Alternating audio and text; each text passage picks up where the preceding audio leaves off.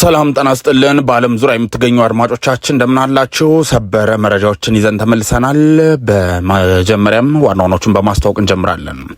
ከደቂቃዎች በፊት በዛሬው ዕለት በተሰማ ሰበር መረጃ የትግራይ ጊዜያዊ አስተዳደርን ሲያስተዳድሩ ከነበሩ ከፍተኛ አመራሮች መካከል አንድ የጦር አመራር በድሮን መገደሉ ታውቋል። ከመቀሌ በከባድ የሆነ ሀዘን እንደተዋጠችም ታውቋል። የህወሓት አመራሮች ድንጋጤ ውስጥ ገብተዋል። በተለይም ደግሞ በራማ አካባቢ እንዲሁም ጾረናና ዛላምበሳ አራቱም ቀጠና ውጊያ ለማድረግ ከፍተኛ ጥረት እያደረገ የሚገኘው የህወሓት ቡድን ወደ ኤርትራ አንዳንድ አመራሮችን ለመላክ በወሰነበት ጊዜ ነው በከፍተኛ ሁኔታ ባልታሰበና ባልተገመተ መልኩ በድሮን የተገደለው። ይህ ከፍተኛ አመራር ማን ነው? ይህም በተመለከተ ዝርዝር መረጃን ይዘናል። እንዲሁም ህወሓት ወደ 15 የሚጠጉ የትራንስ ተሽከርካሪዎችን ወደ ኤርትራ መላኩም ታውቋል። ይህም በተመለከተም ዝርዝር መረጃ አለን። እስከ ፍጻሜው ስታደምጡ የምትከታተሉት ይሆናል። ከዚህ ባለፈም ሌላ በተሰማ መረጃ በኦሮሚያ ክልል ሰሜን ሸዋ ዞን ውስጥ ወይም በሰሜን ሸዋ አካባቢ የሚገኙ ከተሞች የስልክና ኢንተርኔት አገልግሎት መቋረጡን ነዋሪዎች ለቢቢሲ አረጋግጠዋል። ቢቢሲ አማርኛ ይዞት የወጣው መረጃ ማጠር አድርገን የምናስደምጣቸው ይሆናል። ከዚህ ባለፈ መንግስት ዲያቆን ዳንኤል ክብረትን ጨምሮ ከፍተኛ የመንግስት አመራሮች ሌላ ከፍ ያለ ስልጣን ተሰጥቷቸዋል። እነማን ምን ስልጣን ተሰጣቸው የሚለውንም እንዲሁም አጠር አድርገን የምናስደምጣቸው ይሆናል። እነዚህና ሌሎች መደመጥ ያለባቸው ዜናዎችን ይዘናል። ቪዲዮውን ላይክ በማድረግ እንድትጀምሩ እንዲሁም ቻናሉን ሰብስክራይብ ያላደርጋችሁ ሰብስክራይብ የምትሏን ምልክት በመንካት እንዲሁም ኦል የምትሏን በማብራት ቤተሰብ እንድትሆኑ በአክብሮት ጋበዝን። በዚህም ትኩስ ታማኝ እንዲሁም መደመጥ ያለባቸው መረጃዎችን በየቀኑ በየሰዓቱ የምታደርሱ ይሆናል። በቀጥታ ወደ ዝርዝር መረጃዎቹ እናልፋለን። በቅድሚያም ወደ ሰበር መረጃው ከማለፋችን በፊት በተለይም ደግሞ የትግራይ ከፍተኛ አመራር የተገደለውን ከማድረሳችን በፊት በኦሮሚያ ክልል የሚገኙ የተለያዩ የሰሜን ሸዋ ዞን ከተሞች የስልክና ኢንተርኔት አገልግሎት መቋረጡን ነዋሪዎች አስታውቋል። የኢትዮ ቴሌኮም ኃላፊም ለቢቢሲ አፋን ኦሮሞም ተናግሯል። ቢቢሲ ያነጋገራቸው በደገም፣ ኩዩ፣ ሂዳቡ፣ አቦቴና ዋጃ ጃርሶ የሚኖሩ ግለሰቦች የስልክና ኢንተርኔት አገልግሎት ከተቋረጠ ካለፈው እሁድ ጀምሮ እንደሆነ አረጋግጧል። ቢቢሲ በኩዩና ዋጃ ጃርሶ ወረዳዎች እንዲሁም በሂዳቡ ኦቦቴ ወደሚገኙ ነዋሪዎች በመደወል ሰዎችን ለማግኘት ተደጋጋሚ ሙከራ ቢያደርግም የሰዎች ስልክ አገልግሎቱ እየሰራ እንዳልሆነም አረጋግጧል። የስልክና ኢንተርኔት አገልግሎት የተቋረጠባቸው ወረዳዎች የጸጥታ ችግር ያለባቸው የሰሜን ሸዋ ዞን ወረዳዎች ውስጥ ሲሆን ቢቢሲ ያነጋገራቸው ነዋሪዎች እንደሚሉት ችግሩ የተከሰተው የመንግስት የጸጥታ ኃይሎች በአካባቢው በሚንቀሳቀሱ ታጣቂዎች ላይ ያካሄዱት ባለው ዘመቻ ሊሆን እንደሚችልም አስታውቋል። የኢትዮ ቴሌኮም የፍቼ ወረዳ ኃላፊ አቶ ቦጃ ለታ በጠቀሱት ወረዳዎች የሞባይል ስልክና የዳታ አገልግሎት መቋረጡን አረጋግጧል። ኃላፊው የአገልግሎቶቹ መቋረጥ ምክንያት ምን እንደሆነ አናውቅም፣ ምክንያቱ እርምጃውን ከማዕከል የመጣ ነው በማለት በቴክኒክ ችግሮች ምክንያት እንዳልሆነ ተናግሯል። በተጨማሪም ኃላፊው ረቡዕ ዕለት በሰጡት ቃለ ምልልስ አገልግሎቱ ከተቋረጠ ሶስተኛ ቀን መሆኑን ገልጸው የሞባይል ስልክና ኢንተርኔት አገልግሎቶች እንደተቋረጡ፣ ነገር ግን መደበኛ ስልኮች ወደ ዋይፋይ አገልግሎቶችም እየሰሩ እንደሆነም ገልጿል። የተቋረጠው የስልክ አገልግሎት መቼ እንደሚመለስ አይታወቅም ነው የተባለው። የሰሜን ሸዋ በተለይም ደግሞ የስልክ አገልግሎት አሁን ከተቋረጠባቸው ወረዳዎች መንግስት ሸኔ የሚለው የኦሮሞ ነጻነት ሰራዊት ታጣቂዎች በተለያዩ ጊዜያት ጥቃት የፈጸሙባቸው ናቸው።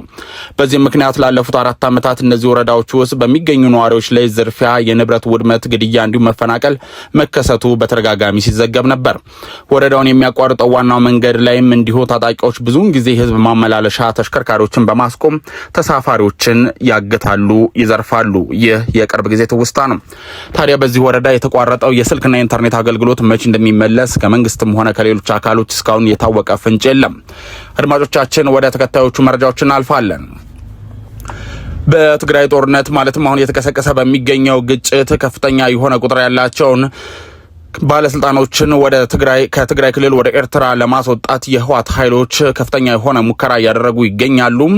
የሚወጡት መረጃዎች እንደሚጠቁሙት ከሆነ የጦርነት ዝግጅት መረጃዎች እንደሚያመለክቱት ቀጣዩን ጊዜ ፈታኝ እንደሚያደርጉትም ነው። ህወሓት ከትላንት በስቲያ ጀምሮ ማለትም ከማክሰኞ ወደ ኤርትራ 15 የትራንስ ተሽከርካሪዎችን መላኩ ታውቋል። ቀጣይ የጦርነት ሙከራ የሚያደርግባቸው ቦታዎችም ራማ የሚዋሰነው ጋሽ ባርካ፣ ጾረና፣ በገርሆ ስርናይ እንዲሁም ባድመና ዛላምበሳ አራቱም ቀጠናዎች እንደሚሆኑም ታውቋል። በሌላ በኩል ህወሓት ትላንት በማይጨው እርሻ ኮሌጅ ከሰሞኑ የነበረውን አጠቃላይ ጦርነት ገምግሞ ከጸለምት እስከ ራያ ያለውን ብርጋዴር ጀነራል ህንጻ ወልደ ጊዮርጊስና መዲድ እንደሚመሩትም ተነግሯል፣ ወይም እዚህ ቦታ ላይ ተሰይመዋል። የፌዴራል መንግስት ወስኗል፣ እኛም መቀጠል አለብን በሚል እንደያዙትም ታውቋል። አስተላለፏቸውን በተመለከተም አርሚ 24 ቀጥታ ጥቁር አስፓልት፣ አላማጣ፣ ዋጃ፣ ቆቦ፣ ግራና ቀኝ ኮረብታማ ቦታዎችን ያካተተ ተደራቢ 31 አርሚም እንደሚሆን ነው። በራያ ጨርጨር ደግሞ አርሚ 43 ከወጀራት እስከ አብዓላ፣ አርሚ 44 እና 22 ይሸፍኑ በሚል ስምሪት መስጠቱም የወጣው መረጃ ያመለክታል። ታዲያ በመግቢያችን ላይ ያስደመጥናችሁ ሰበር መረጃም በዚሁ መረጃን ለማግኘት ባረግንበት ጥረት የተሰማ ሰበር መረጃ ነው።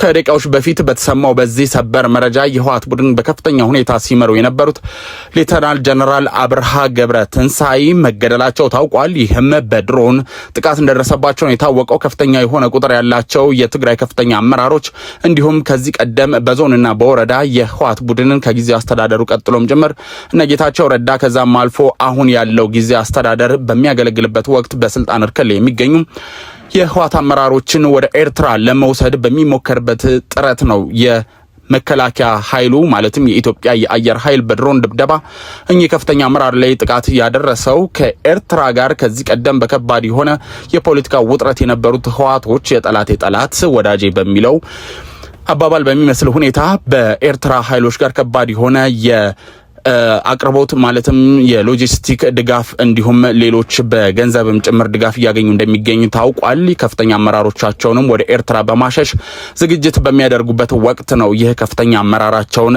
ያጡት። አሁን የተሰማው ሰበር መረጃ ይህ ነው። የዚህ ከፍተኛ አመራር ሌተናንት ጀነራሉ የትውልድ ቦታው እንዲሁም ቤተሰቦቹ የሚገኙት በመቀሌ ከተማ ነው። በትግራይ ክልል ዋና ከተማ መቀሌ ከተማ። በተለይም ይህ አመራር በሚኖርበት ኩያ በተባለች ከመቀሌ ዳር ላይ በሚገኝ አካባቢ ከባድ የሆነ ሀዘን እንዲሁም ከፍተኛ አመራሮቹም ድንጋጤ ላይ እንደሚገኙም ነው ከቦታው የወጣው መረጃ የሚያመለክተው። በትላንትናው ዕለት ከዚህ ጋር በተያያዘ የአፍሪካ ህብረት በክትትል ማረጋገጫና ተገዢነት ሂደት የተውጣጡ ከፍተኛ ባለሙያ ቡድኖችን የፕሪቶሪያውን ስምምነት ለመገምገም መቀለ መግባታቸው የሚታወስ ነው። ጎን ለጎን ጦርነት ዝግጅቱ መረጃም እንደሚወጣ ታውቋል። ከጦርነት የሚገኝ ትርፍ እንደሌለም ግልጽ ነው። የፌዴራል መንግስቱም ሆነ ህወሓት ነገሩን በውይይት ለመፍታት ቢሞክሩ መልካም እንደሆነ አሁንም ደጋግመን ለመግለጽ እንወዳለን። ወደ ተከታዩ መረጃችንም በቀጥታ የምናልፍ ይሆናል። ውድ አድማጮቻችን ተከታዩ መረጃችን የሚሆነው መንግስት ከፍተኛ ባለስልጣናቶቹን ተጨማሪ ከዛ ሻል ያለ ስልጣን እንደሰጣቸው ታውቋል። ሙዓዘ ጥበባት ዲያቆን ዳንኤል ክብረት የኢትዮጵያ ብሮድካስቲንግ ኮርፖሬሽን ወኢቲቪ ተብሎ በተለምዶ የሚጠራው የኤቢሲ ቦርድ ሰብሳቢ ሆነው መሾማቸው ታውቋል። የህዝብ ተወካዮች ምክር ቤት ዛሬ ባካሄደው መደበኛ ስብሰባ የጠቅላይ ሚኒስትር አብይ አህመድ የማህበራዊ ጉዳዮች አማካሪ ሚኒስትር የሆኑትን ሙዓዘ ጥበባት ዲያቆን ዳንኤል ክብረትን የኢትዮጵያ ብሮድካስቲንግ ኮርፖሬሽን ኤቢሲ የስራ አመራር ቦርድ ሰብሳቢነት ሹመትን አጽድቋል። ምክር ቤቱ ለኮርፖሬሽኑ ቦርድ አባልነት የቀረቡ 9 እጩዎችን ሹመትም አጽድቋል። በዚህም ዲያቆን ዳንኤል ክብረት የቦርዱ ሰብሳቢ ወይም የማህበራዊ ጉዳዮች አማካሪ ሚኒስትር፣ ወርቁ ጋቸና ዶክተር ወርቁ የኢትዮጵያ አርቲፊሻል ኢንተለጀንስ ኢንስቲትዩት ዋና ዳይሬክተር፣ ዶክተር መቅደስ ዳባ የጤና ሚኒስተር፣ ዶክተር እንደገና አበበ የቱሪዝም ሚኒስትር ደኤታ፣ አቶ ቸሩጌታ ገነነ የሰላም ሚኒስተር፣ ዶክተር ጌታቸው ድንቁ የቀድሞ የኢትዮጵያ ብሮድካስት ባለስልጣን ዋና ዳይሬክተር በአዲስ አባልነት ተሾመዋል። የቀድሞ የቦርድ አባል የነበሩት አቶ ጃፋር በድሩ የውጭ ጉዳይ ኢንስቲትዩት ዋና ዳይሬክተር ማለት ነው። አሁን አቶ የሱፍ ኢብራሂም የአብን ፓርቲ አመራር የነበሩ እና አብዱላሂ ዶክተር አብዱል ዋሳ ከብልጽግና ፓርቲ አባልነታቸው እንዲቀጥልም መደረጉን የደረሰ መረጃ ያመለክታል። ምክር ቤቱ ከዚህም ባሻገር አቶ ልዑል ካሳኤ ወልዱና አቶ ምትኩ ማዳ ድልሳ ነው የፌዴራል ከፍተኛ ፍርድ ቤት ምክትል ፕሬዝዳንት አድርጎ እንደሾመ የደረሰ መረጃ ያመለክታል። ምክር ቤቱ የፌዴራል የመጀመሪያ ደረጃ ፍርድ ቤት ዳኞችን ሹመትንም እንዳጸደቀ የደረሰን መረጃ ያመለክታል። ውድ አድማጮች በቀጣይ አዲስ መረጃዎች እስክንመለስ በቸር ቆዩ። ቪዲዮ ላይክ፣ ቻናሉን ሰብስክራይብ ማድረጋችሁን ቀጥሉ።